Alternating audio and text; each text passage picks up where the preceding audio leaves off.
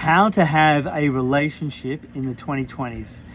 It's a different ball game now. This is not the period that your parents lived in. And where do you get your relationship model from? You've got to use to conduct your relationship, the culture around you, the way it's been conducted right now, and of course your parents. Now, how they ran their relationship back in the day is completely different to how you need to run yours right now. And unless you learn the new rules of the game of having relationships, you're going to be one of the 60% of couples that fail in a relationship, 72% in a second marriage, and over 90% in a third marriage. That is not the game you want to be playing. The game you want to be playing is understanding that right now, in the 2020s, it is a completely new relationship dynamic. Men need to understand women, and women need to understand men. It is not a one-way street.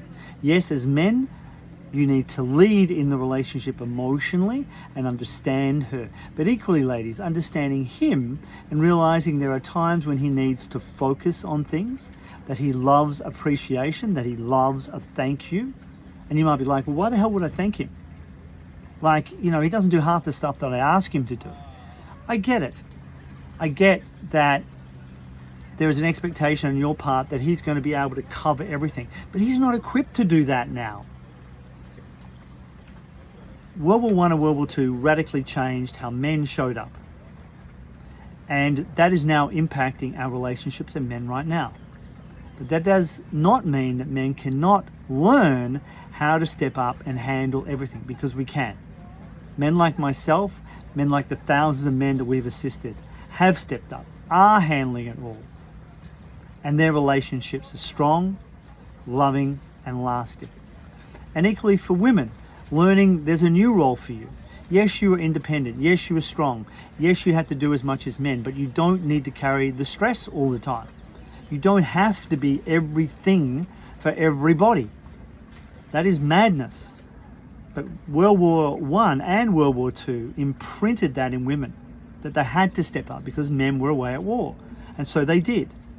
The problem with that is they're still doing it now. You're still doing it now. And you're running around stressed about everyone and everything, trying to be Superwoman, having the career, having the kids, looking after him, looking after your mother, looking after your father, looking after his parents, looking after the kids, looking after the finances, looking after and worrying about everything. That's what the culture and that's what that imprint, that conditioning is giving us. And that's why relationships are failing. These pressures and stresses are building up in the relationship, and then it becomes the small things. He's not touching you enough. He's not taking the rubbish out. She's not thanking you enough. She's not being kind to you. She's not being nurturing to you. She's expecting you to do everything because she's tired and exhausted. These stresses are what is breaking relationships down, because they then create the behavior that is causing divorce. And that's not what you want. So if you want to break out of that, I would strongly suggest you get some assistance from us by booking a discovery call via the TikTok link, or if you're on Facebook or other social media, just go to our website and book a discovery call. Myself and my team would love to talk to you, love to assist you with showing you how this can all radically change, like the thousands of couples that we've already assisted.